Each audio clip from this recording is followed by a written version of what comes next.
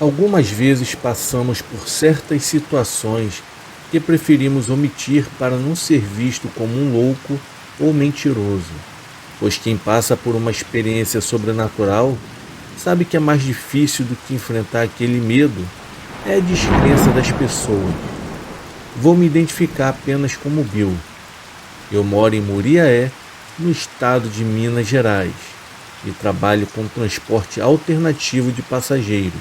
Depois de muito tempo dirigindo para outras pessoas, consegui realizar o meu sonho. Fiz um financiamento e comprei uma Sprinter, e com ela sustento a minha família fazendo fretes para excursões e até mesmo viagens de média distância. No ano de 2012, um pessoal que mora em Visconde do Rio Branco entrou em contato comigo para levá-los até a cidade do Rio de Janeiro. Pelo que foi combinado, eu só precisava levar e deixá-los, pois eles passariam uns dias na cidade. E no dia 6 de setembro, em uma quinta-feira, parti da minha cidade.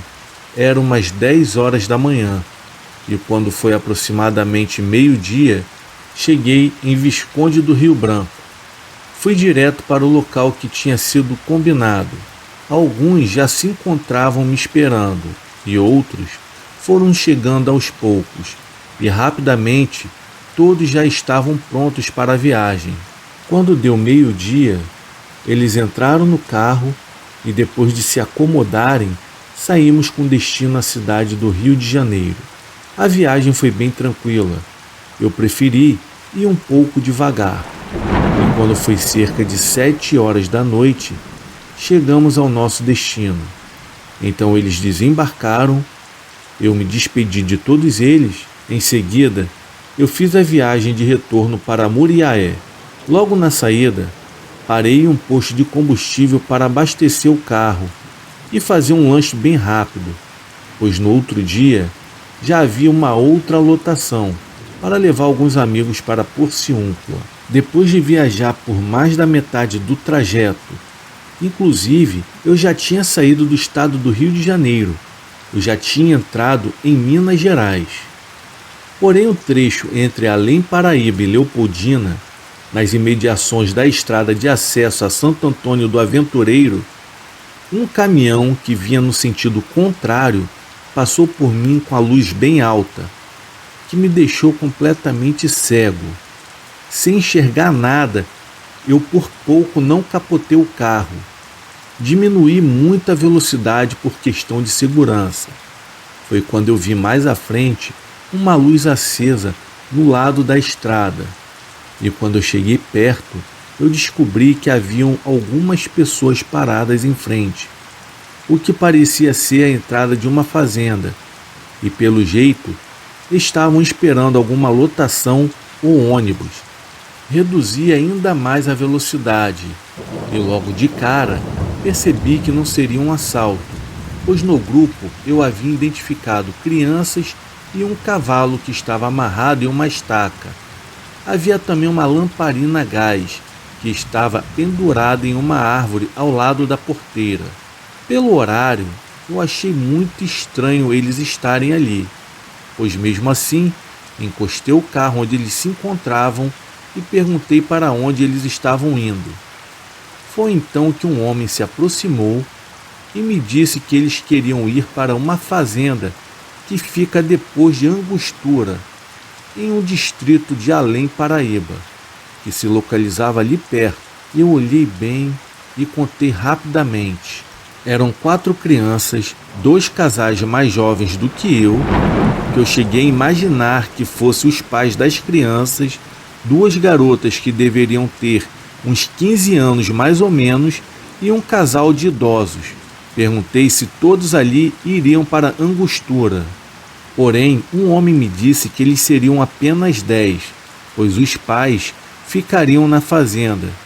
Do local até Angostura seriam apenas alguns quilômetros, que seria um dinheiro a mais que ajudaria a pagar as despesas do carro.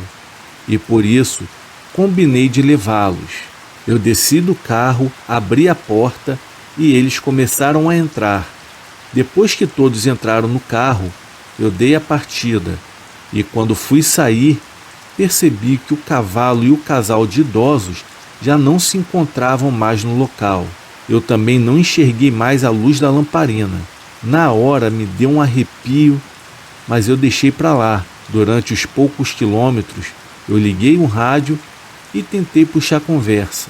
Mas o homem que foi na frente comigo só respondia o que eu perguntava. Logo vi que ele era um homem de pouca conversa, e por isso resolvi apenas dirigir o restante do trajeto. Fiquei mais calado e rapidamente chegamos em Angostura. Perguntei onde eles ficariam, porém o homem me disse que queria ficar mais à frente. E assim eu fiz, e segui por uma estrada de terra batida sem iluminação e por sinal bem apertada. Ainda bem que não era esburacada. Após uns 20 minutos, o homem me disse para parar, e quando eu olhei, estava em minha frente uma porteira, que parecia ser de um sítio ou uma fazenda. Parei o carro e desci para abrir a porta, mas eis a minha surpresa, para não dizer pânico. Quando eu abri a porta, não havia ninguém lá dentro do carro. Na hora eu fiquei surpreso. Olhei para o banco do carona, que também não havia ninguém. Todas aquelas pessoas simplesmente desapareceram, como se nunca estivessem ali. Na hora, eu não sabia se chorava, se corria, se ficava, se entrava no carro para ir embora. Simplesmente eu fiquei desnorteado, sem saber o que fazer. Foi então que eu ouvi um latido de cachorro, e quando eu olhei, eu vi uma casa do outro lado da porteira. Na hora do medo e desespero, eu passei pela porteira e saí correndo em direção à casa, gritando e pedindo ajuda. Quando eu cheguei à frente da porta, uma luz se acendeu e com pouco tempo saiu um senhor de mais ou menos 60 anos de idade. Ele me perguntou o que estava acontecendo. Eu pedi um pouco d'água e ele me mandou entrar. Depois ele foi até a cozinha e me trouxe um copo d'água. E depois que eu fiquei mais calmo, eu acabei conseguindo falar com ele o que havia acontecido comigo naquela noite. Pelo jeito ele acreditou em tudo que eu havia dito, ou pelo menos fingiu muito bem. Ele me disse que essas coisas de vez em quando acontecem mesmo, e por isso ele acharia melhor eu passar a noite em sua casa, para que no dia seguinte eu pudesse seguir viagem mais tranquilo.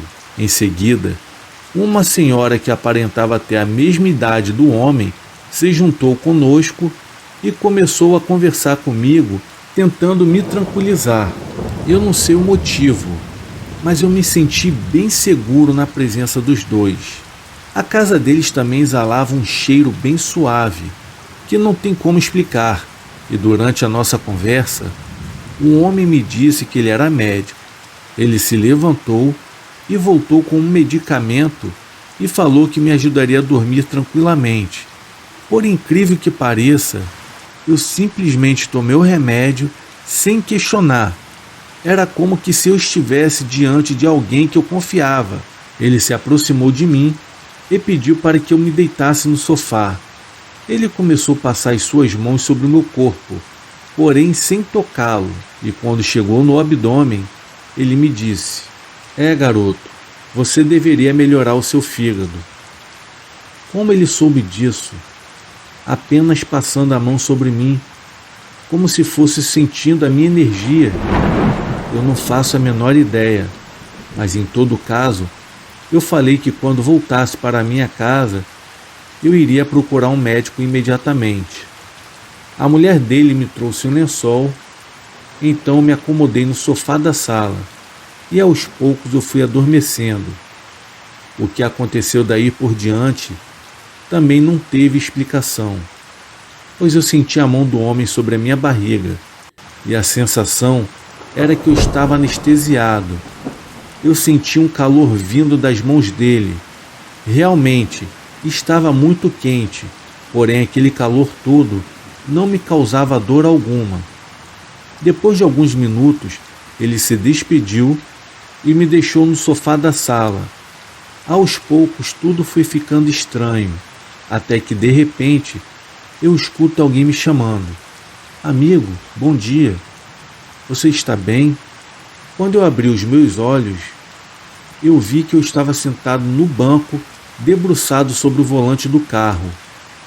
E quando eu olhei em volta, eu estava no pátio de um posto de combustível na cidade de Laranjal, na cidade vizinha de Muriaé. Foi então que eu perguntei o nome do rapaz que havia me acordado. Ele falou que se chamava Pedro e ele era frentista no posto. Acordei bem realmente. Eu estava quase que em casa e não me lembrava de nada. Eu não fazia a menor ideia de como fui parar ali. Eu não disse nada do ocorrido para ele. Em seguida, eu senti um arrepio e comecei a suar frio, tanto que ele percebeu que havia alguma coisa de errado comigo. O mesmo perguntou se eu estava passando mal. Eu disse que não, que estava tudo bem comigo. Eu saí do meu veículo e fui até a lanchonete tomar um pouco de café. Depois eu fui para minha cidade.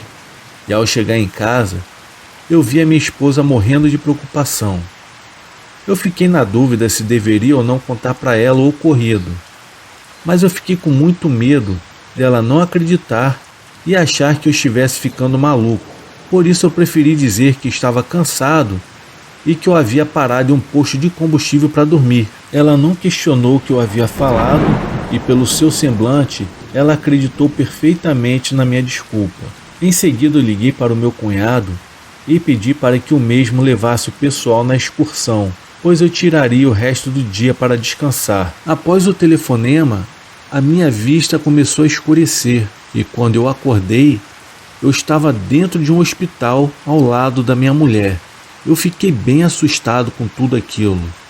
Eu perguntei para ela o que havia acontecido e, segundo ela, eu havia desmaiado do nada. Então eu tive que fazer alguns exames dentro do hospital, pois no resultado eu não tinha nenhum problema de saúde. Apenas um médico que me perguntou onde eu havia feito aquela cirurgia. Eu achei estranho e falei que eu nunca havia feito alguma cirurgia. O médico olhou para mim desconfiado e disse: como assim, cara? Como que você não fez cirurgia? Lógico que você fez. O médico ficou olhando para mim sem entender muita coisa e falou para mim que em todo caso eu teria que ficar mais aquela noite internado para que no outro dia eu fizesse mais exames e depois sim que eu poderia receber alta. Durante a noite eu acordei e vi minha esposa dormindo na poltrona ao meu lado. Não sei a hora exata, porém um médico idoso entrou no meu quarto e falou que iria me examinar. O estranho foi que ele me chamou pelo meu apelido. O estranho é que eu comecei a sentir o mesmo cheiro no qual eu havia sentido dentro da casa dos idosos na noite anterior. O médico não tinha aparelho, apenas me apalpou, depois esfregou uma mão na outra e colocou sobre a minha barriga. Em seguida falou que eu estava bem. No outro dia, bem cedo, uma enfermeira apareceu por lá e me levou para realizar alguns exames. Graças a Deus não encontraram nada de errado. No mês seguinte, eu fui tentar encontrar tal casa. Rodei o dia inteiro e acabei não encontrando nada. Nem mesmo a estrada eu consegui reconhecer. E depois desse acontecimento, eu mudei a minha maneira de enxergar o mundo. Muitas perguntas ficaram sem respostas. E para ser honesto, não faço questão alguma de descobrir, pois eu sei o que havia acontecido. E isso já me basta, pois o mais impressionante foi como eu consegui chegar até o posto, sem causar um acidente. E quem eram as pessoas que entraram no meu carro? Bom, são dúvidas que eu sei que eu nunca terei respostas. Obrigado a todos por escutar esse relato e tenham uma ótima noite.